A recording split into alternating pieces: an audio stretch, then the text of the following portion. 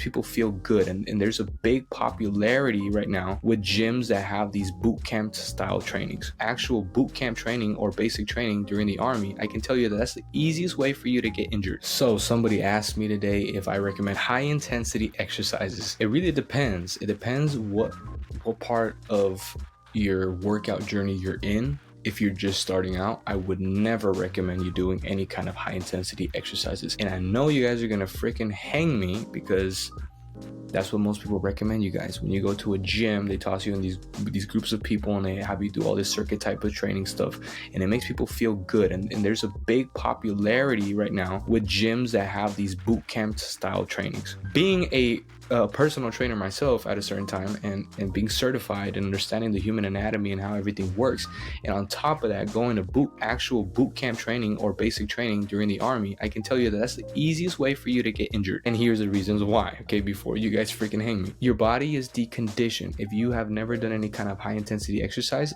the key word is high intensity. You're creating a lot of high stress, high intensity in your body, and what happens is you put your muscles into an immediate shock that is not used to. And yes, you do need to shock your muscle. You do need to place it under stress for it to build muscle and to get a lot better.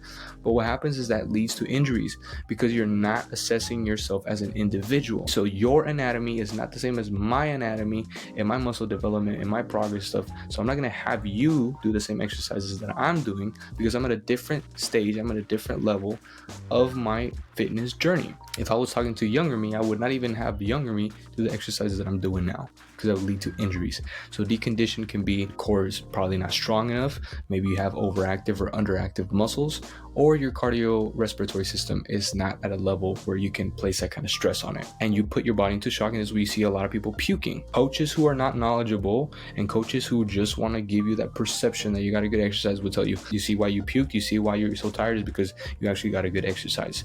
But those are people who are just trying to take your money and leave you in the dirt. I think it's completely dishonest, and it misleads a lot of people. And it's not your fault if you've been misled before, because I have been scammed by those people before as well. I actually did work at a gym like that once, and I decided to quit and leave because it wasn't something that I stand by. But with that being said, what I do recommend for people who are just starting off is low intensity exercises with light weights and high repetitions. Science states that you need to condition and you need to stabilize your body first before you place it under a lot of stress. So you would identify the weak points in your body and build those muscles up with high repetition, light weights. And then you'd be able to scale up or move up to the next level and add some kind of compound movement. And by that time, your body is well balanced to a point where it's able to handle that kind of stress, leading to greater achievement, greater results, and greater overall lifts. And it also helps you from a psychological perspective, because when you just jump into something that's very high intensity and very crazy exercises here and there and all that kind of stuff, and you're just starting off, it can demotivate you very quickly because you're comparing yourself to other people who are doing all these crazy exercises and crazy physiques and all that, but you're just starting off.